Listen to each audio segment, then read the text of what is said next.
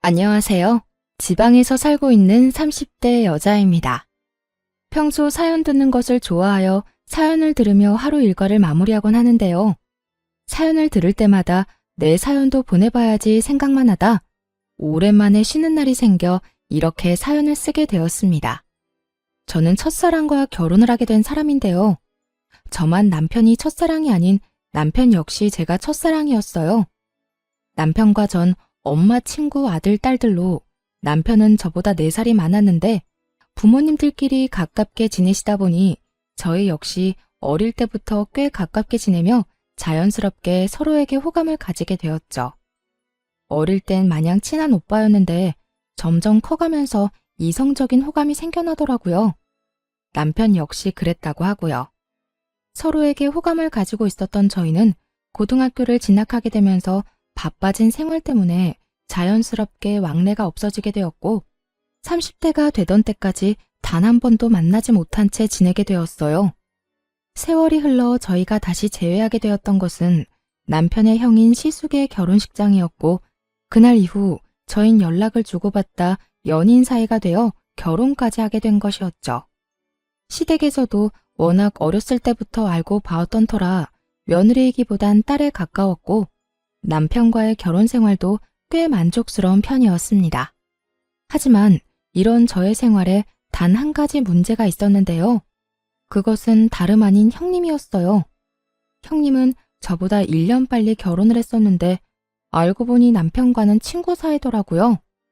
남편과 가까운 친구로 지내던 형님은 시숙과 마음이 통해 결혼까지 하게 된 것이었고 저희가 연애할 때부터 저에게 살갑게 굴지 않던 형님은 제가 가족이 되고 나서도 저를 알게 모르게 시샘하고 미워하는 것이 느껴졌죠. 이거 동서가 다 한 거야? 간이 전혀 안 맞네. 일찍 직장 생활했다더니 일하느라 음식은 전혀 배우지 못했나 봐. 그리고 이렇게 음식을 담는 사람이 어디 있어? 보기도 좋은 떡이 먹기도 좋다는 말 몰라? 실컷 정성스레 음식 만들어 놓고 이렇게 담으면 맛없어 보이잖아.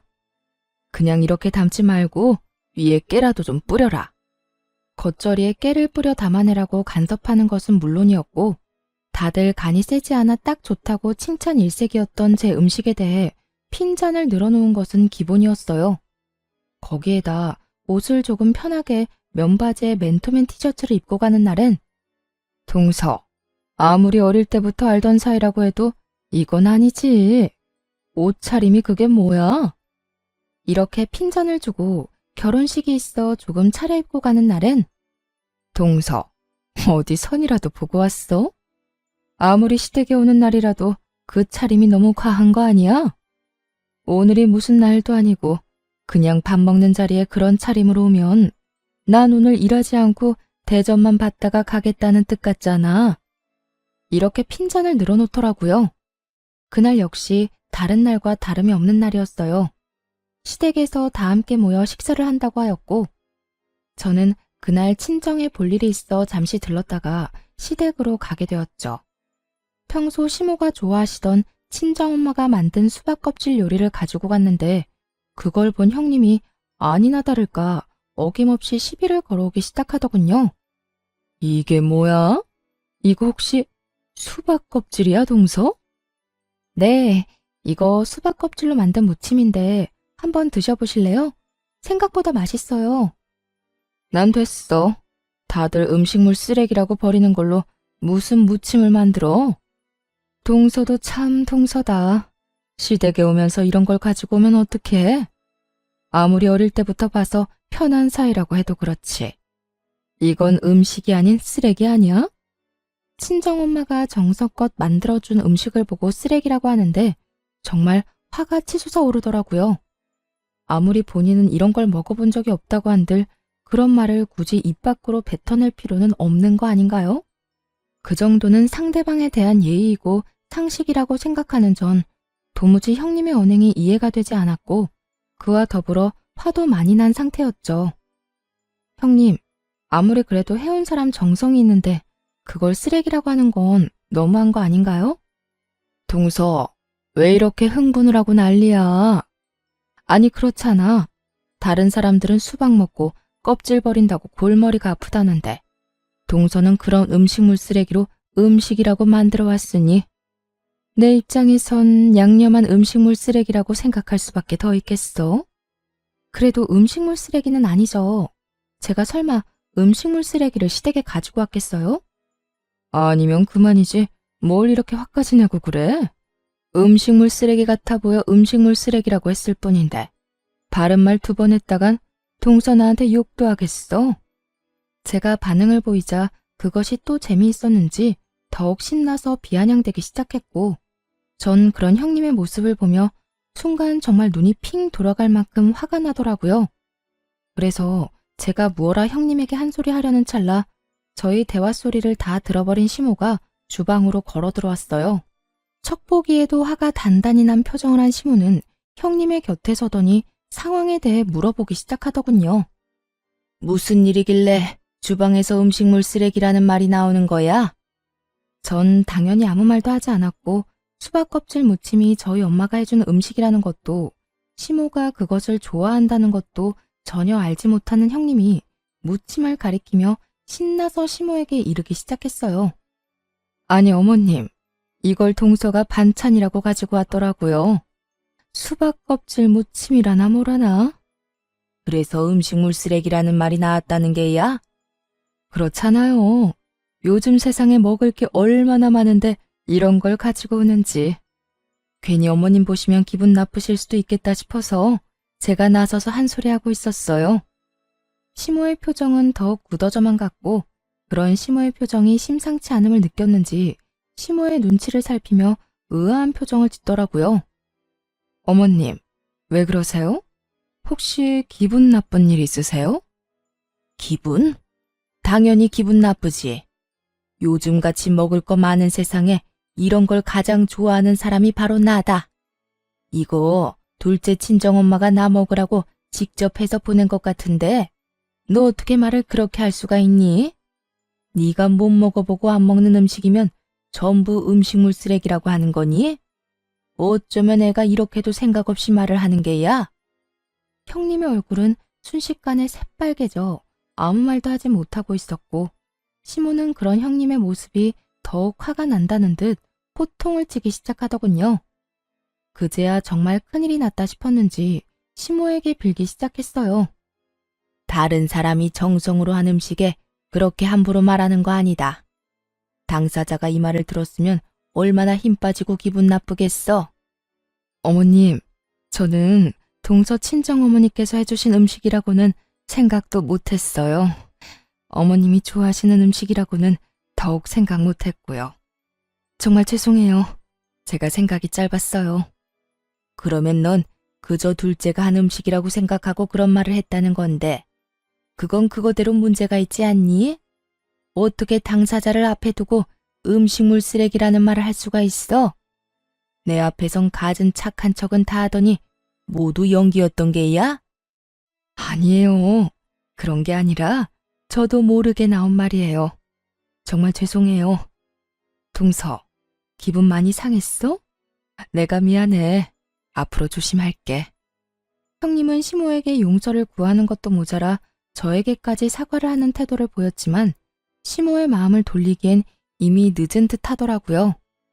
형님의 사과에도 불구하고 형님은 시모에게 미운 털만 잔뜩 박힌 채 저녁 식사도 하지 못하고 집에서 쫓겨나 버렸으니까요. 아무래도 기분이 상해서 안 되겠구나. 넌 오늘 여기서 밥 먹지 말고 집에 가서 밥 먹거라. 너 보면 음식물 쓰레기라는 말이 귓가에 맴돌아서 밥을 먹을 수가 없어.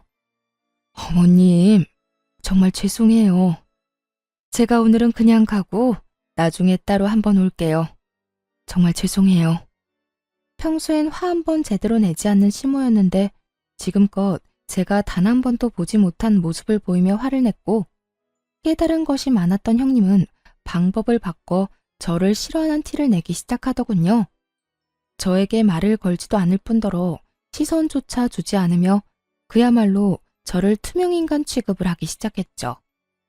형님, 언제 오셨어요? 제가 이렇게 말을 걸어도 제 말은 안 들리는 사람처럼 시모에게 쪼르르 달려가 갖은 알랑방귀를 끼어대더군요. 어머님, 저 뭐 하면 될까요? 저한테 다 맡기시고 어머님은 들어가서 좀 쉬셔요. 며느리가 둘이나 있는데 아직 이렇게 주방에 계시면 어떻게 해요? 얼른 들어가서 좀 쉬세요. 이렇게 말입니다. 따져보자면 제가 잘못한 것이 있는 것도 아닌데 저에게 화풀이 하는 것도 꼴같지도 않았지만 괜히 아는 척을 해오며 시비를 거는 것보다 훨씬 편안하긴 하더라고요. 워낙 별것도 아닌 것에 시비를 걸어오던 탓에 차라리 무시당하는 편이 더 편안하다고 생각하게 되는 상황이 황당하긴 하지만 어찌되었든 한결 편안해졌으니 되었다고 생각하던 참이었어요. 형님이 모른 척을 하니 저 역시 형님에게 굳이 말을 걸지 않는 날이 길어지고 있었는데 하는 수 없이 연락을 해야만 하는 일이 생겨나고야 말았었어요. 그 이유는 다름 아닌 남편 때문이었는데 대학교 동창이 부친상을 당해 장례식장을 간다며 나간 남편이 연락도 없이 외박을 한 것이었죠. 날이 밝아올 때까지 남편은 여전히 연락이 없었고 저는 하는 수 없이 대학교 동창인 형님에게 연락을 하게 된 것이었어요. 동서가 무슨 일이야? 나한테 연락 한 통 한 적이 없는 사람이. 그게요, 형님. 다름이 아니라 저희 남편이 대학교 동창 부친상에 간다며 나갔는데 연락도 없이 외박을 해서요. 아직도 연락이 안 돼서 걱정이 돼서 연락드렸어요. 그래서 말인데 혹시 형님 친구분들께 어떻게 된 일인지 좀 여쭤봐 주시면 안 될까요? 아무래도 무슨 일이 있는 것 같은데 아예 연락이 안 되니까 불안해서 가만히 있을 수가 없어요. 뭐? 외박? 어제 승인이 아버지 장례식장에 애들이 많이 모이긴 했었거든. 나도 잠시 다녀오기도 했고 말이야. 네, 그래서 형님께 전화드렸어요. 제가 그이 친구들 전화번호는 아는 게 없어서요. 그래, 잘했어. 어제 보니까 서방님이 많이 힘들어하긴 하더라고. 제일 친한 친구라서 울기도 많이 울고 말이야. 아마 그 정신에 정신없이 손님 받고 이런저런 일 하느라고 연락도 못하고 잠들었나 보네. 술도 한두 잔 했을 테고 말이야. 있어봐. 내가 친구들한테 연락 한번 해볼게. 남편을 대신해 갖은 변명을 해주더니 친구들에게 연락해봐 주겠다며 전화를 끊더라고요. 그리곤 얼마 지나지 않아 다시 연락이 왔고 남편의 소식을 전해주었어요. 동서, 걱정하지 마. 내 말대로 거기서 잠든 게 맞는다고 하더라. 아, 그래요? 다행이긴 하네요. 연락도 없이 외박한 적은 처음이라 5만 가지 상상을 다 했지 뭐예요. 왜 안 그렇겠어. 나라도 그랬을 거야. 어쨌든 서방님 어제 장례식장에서 손님 다 받고 새벽녘까지 승인이랑 둘이 울고불고 하다가 잠들었다고 하더라. 그러니까 동서도 오늘은 잔소리하지 말고 그냥 넘어가줘. 서방님이 오죽했으면 동서한테 연락할 정신도 없었겠어? 네, 감사해요 형님. 덕분에 이제 마음이 한결 편안해졌네요. 고맙기는. 동서도 좀 쉬어. 잠 한숨 못 잤겠네. 앞으로 내가 동창들 만나거나 하면 따로 동서한테 연락해 줄게. 전에 본 적 없는 호의를 저에게 베풀어주고 있었고 전 그런 형님이 의심스럽기는커녕 이런 면도 다 있다며 정말 진심으로 고마운 마음을 가지게 되었죠. 그 당시엔 제 뒤로 무슨 짓을 하고 있을 거라곤 전혀 상상도 하지 못한 상태였고 아무리 저와는 사이가 좋지 않다고 한들 같은 여자로서 저에게 그런 거짓말을 하지 않을 거라 믿어 의심치 않았던 상황이었습니다. 형님의 말에 안심을 하고 남편을 기다리고 있으니 하루 사이 많이 수척해진 남편이 집으로 들어오더라고요. 남편은 저와 눈도 제대로 마주치지 못한 채 주저리 외박 사건에 대해 변명하기 시작했어요. 여보, 미안해. 나도 모르게 지쳐서 잠이 들어버렸지 뭐야. 사실은 친구 아버지가 나를 아들처럼 여기고 엄청 잘 대해주셨거든. 대학교 때 우리 데리고 낚시도 다녀주시고 우리가 크고 작은 사고 칠 때마다 다 도와주시고 하여튼 나한테는 아버지랑 같은 분이라고 생각했는데 그렇게 갑자기 돌아가시니까 어제 감정 주체가 안 됐어. 아무리 그래도 당신한테 연락은 했었어야 했는데 술도 한잔하고 많이 울기도 해서 나도 모르게 잠들어 버린 거 있지? 그렇지 않아도 형님께 들었어. 워낙 친한 친구였다는 것까지 말이야. 연락도 없이 외박할 사람이 아닌데 온다 간다 말도 없이 안 오니까 걱정했던 건 맞는데 그렇다고 화가 난 건 아니니까 그런 걱정은 하지 마. 그나저나 좀 괜찮아? 친구는 어때? 좀 진정됐어? 정말 진심이었어요. 이때까지만 해도 정말 남편에 대한 걱정이 앞섰을 뿐 그 어떤 의심은 하지 않고 있었는데 그 다음 남편의 입에서 나오는 말로 인해 상황은 180도 바뀌고야 말았습니다. 어? 하진이 진정되는 거 보고 바로 왔어. 어쨌든 미안해. 다음부턴 이런 일 없도록 할게. 어? 그래. 일단 들어가서 쉬어. 혹시 여러분은 눈치를 채셨나요? 부친상을 당한 친구의 이름이 형님이 말해주었던 친구의 이름과 다르다는 사실을요. 남편은 제 말에 알겠다고 하며 안방으로 들어갔고 전 그런 남편을 보며 의심을 품게 되었죠. 정신이 없다면 이름 정도는 헷갈릴 수 있다고 생각할 수도 있겠지만 그때는 정신이 없기는커녕 정신이 또렷해졌을 때일 뿐더러 남편도 남편이지만 형님이 이름 따위를 헷갈릴 일 없다고 생각했어요. 그 순간 형님이 남편을 대신해서 했던 변명들도 어쩌면 거짓말일 거란 생각이 들기 시작하더니 남편의 모든 행동이 수상하게 보이더군요. 우선 남편의 생활을 지켜보니 일정한 패턴이 있다는 것을 알아채게 되었어요. 남편의 늦는 날엔 꼭 등장하는 인물들이 있었는데 그건 대학교 동창들이었죠. 그때마다 형님은 기다린 사람처럼 저에게 연락을 해와 남편의 알리바이를 제공해 주었고요. 동서, 이야기 들었지? 오늘 친구 모인다는 거. 아, 네. 아까 연락이 와서 급하게 잡힌 약속이라고 저녁 먹고 가볍게 한잔하고 온다고 하더라고요. 나도 잠시 들렸다가 방금 집에 들어왔는데 오늘은 남자애들끼리 모여 있더라고. 내가 동서한테 보내주려고 사진까지 찍어왔어. 전화 끊고 보내줄 테니까 보고 안심하라고. 다 동서가 아는 친구들일 거야. 이렇듯 형님은 늘 본인은 집에 먼저 왔는데 남편은 친구들과 있을 거라며 남편의 증인이 되어주었고 본인이 말한 대로 사진까지 보내주며 제 의심을 잠재우려고 노력하고 있더군요. 한번 시작된 의심은 점점 더 커져만 갔고 도저히 그냥 있을 수는 없더라고요. 전 그 모든 의심스러운 상황에 종지부를 찍고자 흥신소를 이용하기로 했고 며칠 뒤 흥신소에서 전해받은 자료들은 과히 충격적일 수밖에 없었습니다. 사모님, 제가 자료는 다 보내놨습니다. 확인해 보시면 되시고요. 예상하셨다시피 남편이 외도를 저지르고 있던 게 맞더라고요. 상대는 대학 동창으로 그쪽도 결혼을 한 상태였고요.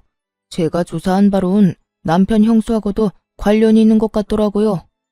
두 사람이 만나는 날엔 거의 대부분 그 형수라는 사람이 처음엔 함께 하다가 자리를 빠져주는 식으로 동창들 눈을 피했고요. 사진이랑 대화 녹음한 것도 있으니 다 확인하시고 연락해 주세요.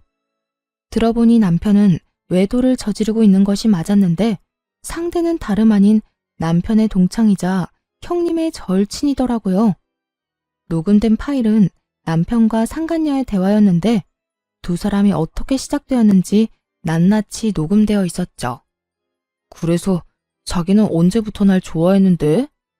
그걸 모른다는 사실이 정말 놀랍다. 나 자기 대학교 때부터 좋아했었어. 오랫동안 자기 좋아하다가 도저히 안 되겠다 싶어서 우정까지 포기할 마음으로 고백하려고 했는데 웬 여자랑 결혼한다고 하더라? 내가 그때 얼마나 속상했는 줄 알아? 첫사랑이랑 다시 재회해서 결혼한다는데 내가 진짜 할 말이 없더라. 진작 말하지 그랬어. 그랬으면 우리가 이렇게 힘들게 만날 일도 없었을 텐데 말이야. 그러게. 나도 이렇게 될 줄 알았으면 진작 고백하는 건데. 하여튼 우린 지영이한테 고마워해야 해. 어찌되었든 지영이가 우리 다시 연결해준 거 아니야. 이렇게 유부남 유부녀가 되어 만나게 됐다는 게 좀 그렇긴 하지만 말이야. 하긴 형수님이 중간에서 우리 계속 만나게 해주고 마음 전해주지 않았더라면 우리가 이렇게 서로 마음을 확인하고 서로 좋은 시간을 보낼 일도 없었겠지. 거기에다 형수가 요즘 우리 집사람한테 나 알리바이를 다 대줘서 자기 만나는 게 얼마나 편한지 몰라. 글쎄, 사진까지 보내준다더라.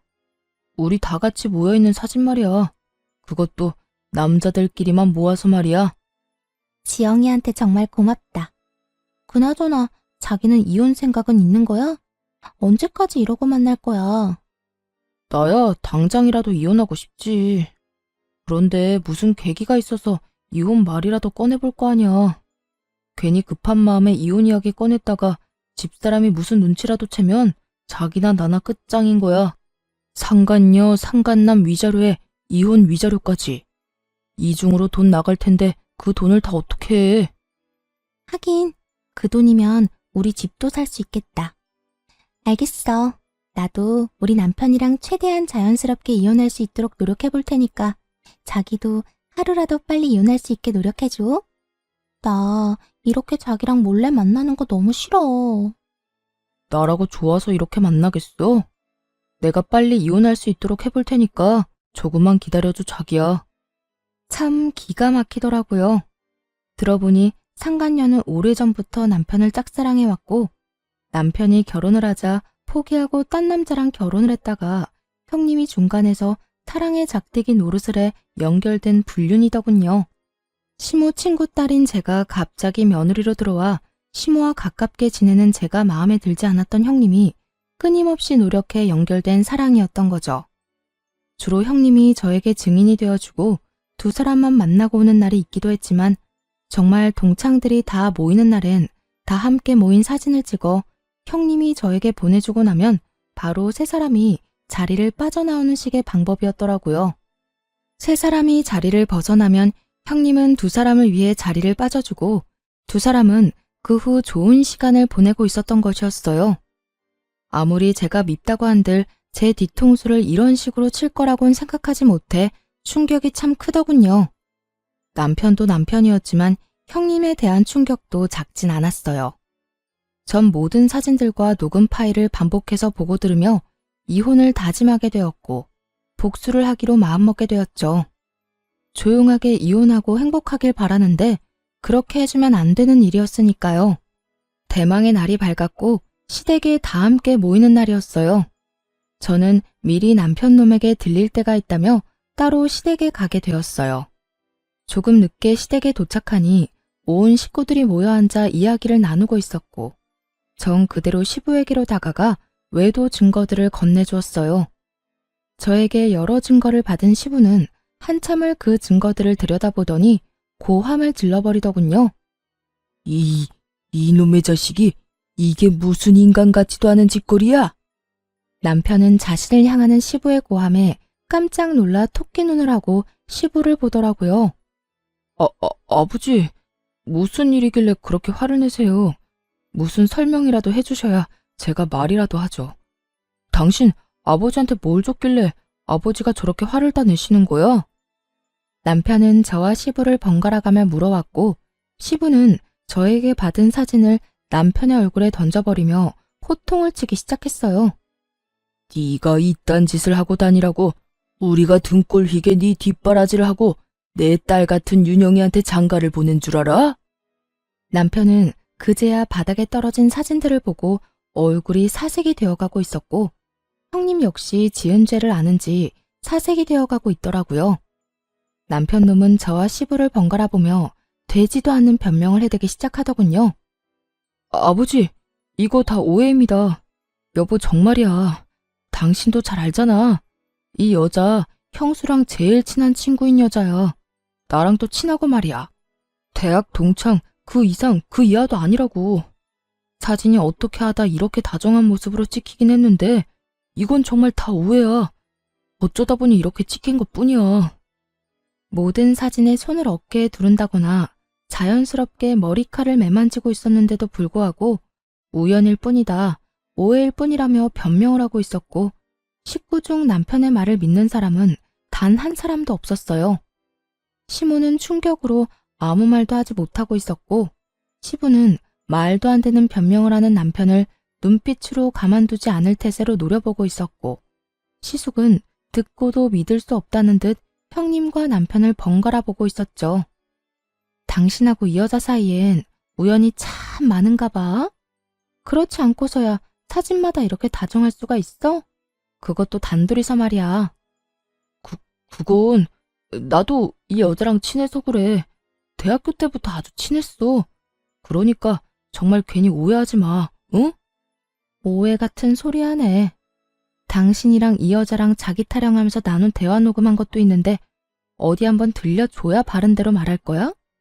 내가 꼭 그렇게까지 해야겠어? 여보, 정말 미안해. 내가 정말 제정신이 아니었나 봐. 그 여자가 날 대학 때부터 좋아했다고 계속 매달려서 나도 모르게 그렇게 돼버렸어. 그런데 여보, 난 그 여자한테 진심이었던 적은 단 한 번도 없어. 진심이야. 정말 단 한 번도 진심으로 그 여자를 마음에 품은 적 없다고. 당신 지금 그걸 말이라고 해? 당신 마음이 그 여자를 품고 말고는 중요하지 않아. 당신 마음이 어떠하든 당신은 바람을 피웠고 그로 인해 우리가 이혼하게 될 거란 사실은 변하지 않는다고. 제 입에서 이혼 이야기가 나오자 남편은 충격에 빠진 얼굴하고선 저에게 되묻더라고요. 뭐? 이혼? 당신 지금 나랑 이혼하겠다고 한 거야? 당신이 나랑 어떻게 이혼을 해? 당신 나 많이 사랑하잖아. 꼴 같지도 않은 말이었어요. 남편은 자신이 무슨 짓을 하든 제가 본인을 너무 사랑하니 이혼만은 할 수 없을 거라고 확신하고 있더라고요. 그런 밑도 끝도 없는 근거 없는 자신감은 어디서 나오는 것인지 알 수가 없었지만 전 아주 큰 착각을 하는 남편에게 똑바로 다시 이혼을 말해주었죠. 당신 아주 큰 착각을 하고 있는가 본데 다른 여자 좋다는 놈을 내가 왜 사랑해? 정신 나갔니? 당신이 날 배신하고 이딴 짓하고 돌아다닌 걸 뻔히 아는데 이혼 안 하고 가만히 있는 게 등신이지. 안 그래? 그러니까 우리 이혼해. 더는 당신이랑 살 생각 따윈 없으니까. 이렇듯 제가 당당하게 이혼을 말하는 사이 형님은 몸까지 떨며 불안감에 사로잡혀 있더라고요. 제가 어디서부터 어디까지 알고 있는 것인지 알 수가 없으니 크게 불안해하고 있는 듯 했어요. 시숙은 형님이 몸까지 떨어대자 걱정스러운 마음에 형님에게 말을 걸더라고요. 여보, 왜 그렇게 떨어? 어디 아파? 아니, 조금 놀라서 그래. 시숙의 물음에 애써 말을 돌리고 있었고 전 그런 형님이 빠져나갈 구멍이 없게 형님이 숨기고 있던 사실 역시 그 자리에서 밝혀버렸습니다. 아주버님, 형님 많이 놀랐을 거예요. 제 남편이자 아주버님 동생이 바람을 피우도록 중간에서 도왔던 사람이 다름 아닌 형님이거든요. 뭐요? 재수씨, 그 말이 사실이에요? 그럼요. 이렇게 된 마당에 저한테 뭐 득이 될 게 있다고 그런 거짓말을 하겠어요. 그리고 또 알려드릴 게 있는데 형님 역시 다른 남자와 외도를 저지르고 있더라고요. 상대 역시 대학 동창이자 유부남이고요. 절친하고 서방님이 외도를 저지르니까 그게 부러웠나? 뭐 좋은 일이라고 그런 것까지 따라하는지 모르겠네요. 맞아요. 저는 남편의 뒷조사를 하며 형님의 뒷조사도 하게 되었고 형님 역시 동창이자 유부남과 외도를 저지르고 있더라고요. 친구들까지 옛 기억을 떠올리며 즐거운 시간을 보내는 동창회가 아닌 불륜회가 벌어지는 것과 다름이 없는 상황이었죠. 제 말을 들은 시숙은 곧장 몸을 떨고 있는 형님의 멱살을 잡아 올리며 말했어요. 야, 이게 전부 사실이야? 동창회 간다더니 거기서 내 동생을 바람 피우게 만든 것도 모자라서 당신도 바람을 피우고 있었다는 게? 당신이 어떻게 나한테 이럴 수가 있어? 내가 당신한테 어떻게 했는데? 여보, 내가 미안해. 내가 정말 미쳤었나 봐. 나도 그러지 않으려고 했는데 어쩌다 보니까 그렇게 됐어. 정말 미안해. 미안? 할 짓 못할 짓 다 해놓고선 이제 와서 미안하다고 하면 없던 일이 된다고 생각해? 저 녀석도 그렇지만 당신도 참 염치라고는 없는 사람이구나. 우리도 이혼해. 나 역시 당신 같은 여자랑 더는 같이 살 생각 없으니까. 여보, 이러지 마. 내가 당신 없이 어떻게 살아. 이렇게 감정적으로 생각하지 말고 다시 한 번만 생각해줘. 감정적? 오해하나 본데 나 그 어느 때보다 냉정하게 잘 생각하고 있거든. 이미 머릿속엔 당신하고 이혼 소송할 생각부터 상간남 소송까지 다 그려진 상태야. 그러니까 더는 긴 말 말고 이혼이나 준비해. 시숙은 단호하게 이혼을 선포했고 형님은 그런 시숙에게 울고불고 매달리며 어떻게 해서든 시숙의 마음을 돌려보려 애쓰더라고요. 그리고 형님 역시 자기 친구와 외도를 저지르고 있었다는 사실을 꿈에도 알지 못했던 남편은 형님에게 화를 내기 시작했고요. 네가 어떻게 우리 형을 두고 그딴 짓을 할 수가 있어? 네가 그러고도 인간이야? 이딴 짓거리나 하려고 우리 형 소개해달라고 날 쫓아다녔던 거야? 남편은 본인이 지금 어떤 잘못을 저질러 제 앞에 무릎을 꿇고 앉아있는 것인지 잊은 듯했고 전 남편에게 현실을 자각시켜 주었어요. 당신이 지금 입댈 주제나 된다고 생각해? 남 신경을 쓰지 말고 당신 이혼이나 신경 써. 누가 누구한테 질책을 하고 있어? 남편은 그제야 자신의 처지가 형님과 다르지 않다는 걸 깨달은 것인지 급하게 저에게 매달리기 시작하더군요. 여보, 내가 정말 잘못했어. 내가 정 꼴 보기 싫으면 우리 부모님을 봐서라도 나 한 번만 용서해주라. 우리 부모님이 당신 딸처럼 예뻐했었잖아. 남편은 감히 시부모님들을 입에 올리며 저에게 매달리고 있었고 이때껏 잠자코 상황을 지켜보던 시부가 상황을 정리해버리기 시작했어요. 어디서 우릴 파는 게야? 우린 너 같은 놈이랑 계속 살라고 할 생각 없다. 아버지, 그리 불러도 소용없어. 넌 당장 이혼하고 이혼과 동시에 이때껏 우리가 줬던 모든 것을 다 내놓거라. 집, 차, 카드까지.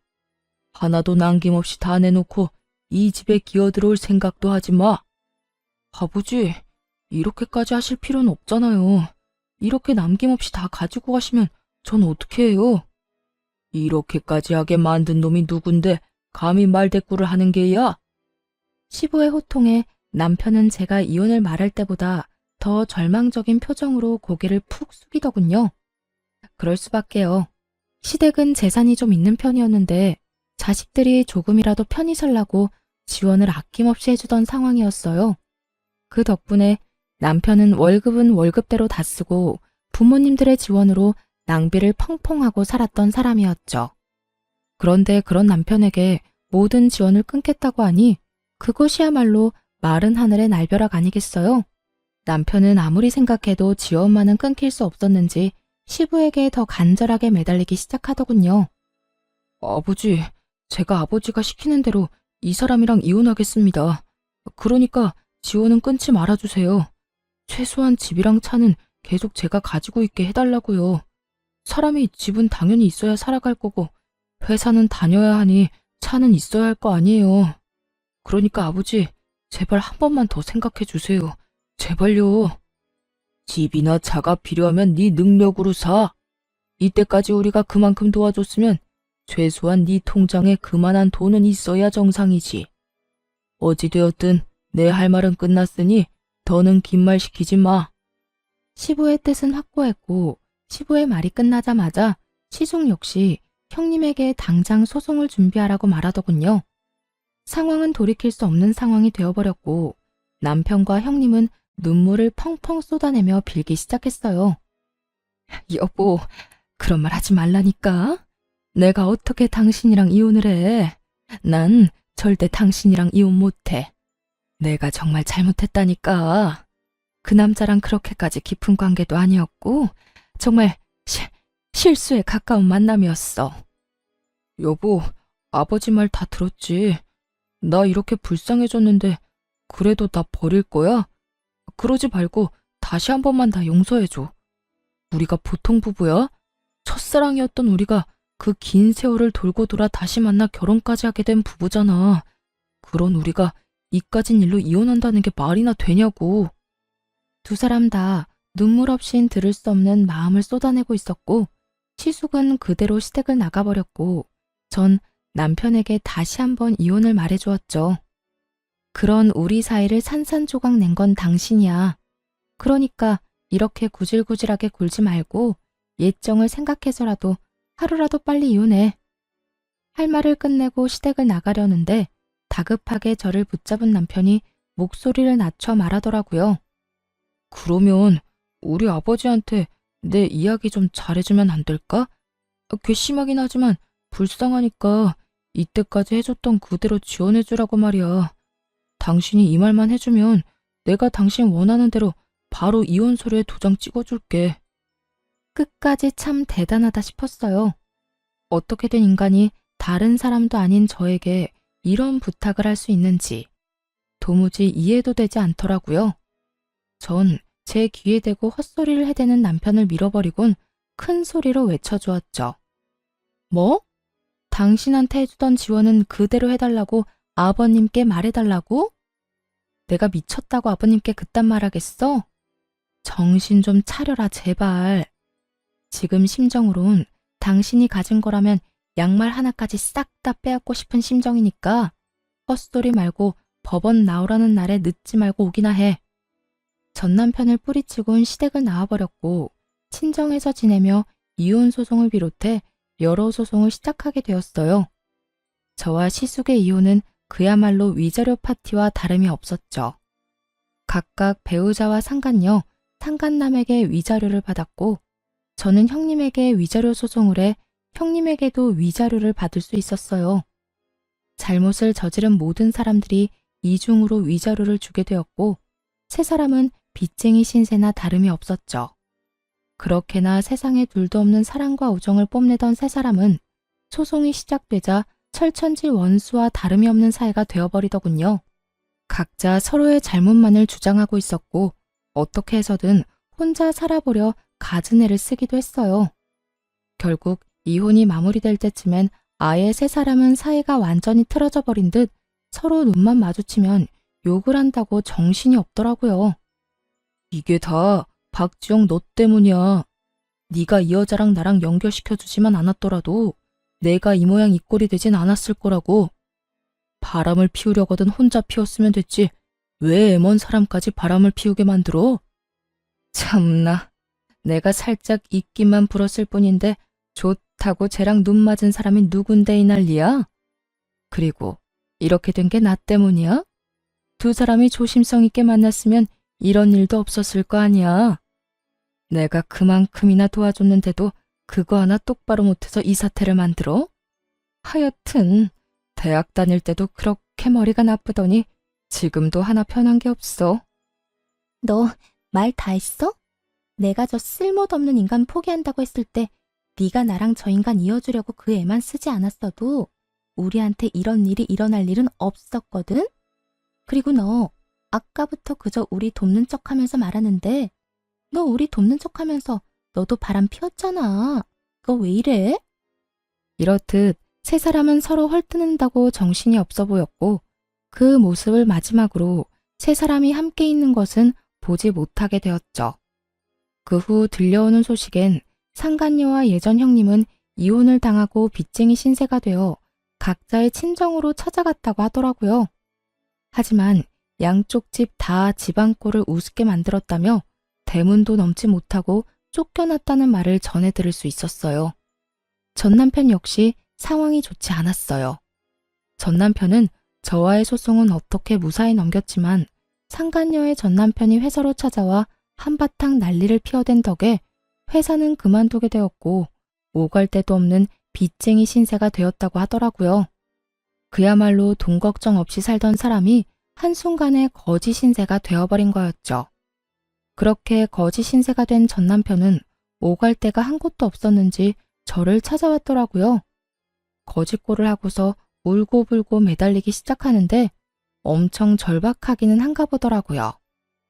여보, 제발 나 좀 살려주면 안 될까? 소문 들었는지 모르겠는데 나 회사까지 잘려서 진짜 돈 나올 구멍이 없어. 그래서 뭐 나보고 뭐 어쩌라고? 돈이라도 달라는 말인 거야? 저는 이렇게 찾아와 그런 말을 하는 이유를 물었고 제 말이 끝나자마자 무릎까지 꿇더니 말을 속사포로 뱉어내기 시작했어요. 돈은 됐고 우리 아버지한테 연락 한 통 해주면 안 될까? 찾아갈 필요까지도 없고 전화 딱 한 통만 해주면 돼. 그러니까 당신 말은 내가 아버지께 전화드려서 당신 꼴이 이러하니 나와 이혼은 하게 되었어도 불쌍한 아들 구제 좀 해주셨으면 한다. 이 말을 해달란 말인 거네. 말이 끝나기도 전에 눈을 반짝이며 고개를 세차게 흔들더라고요. 그러면서 하는 말이 정말 어이가 없어 웃음이 다 나더군요. 내 말이 그 말이야. 당신도 이런 내 꼴 막상 두 눈으로 보니 마음 안 좋은 거 다 알아. 그러니까 당신이 전화 한 통만 좀 해줘. 다른 사람도 아니고 당신이 전화해서 부탁하면 아무리 아버지라도 나 받아주실 거야.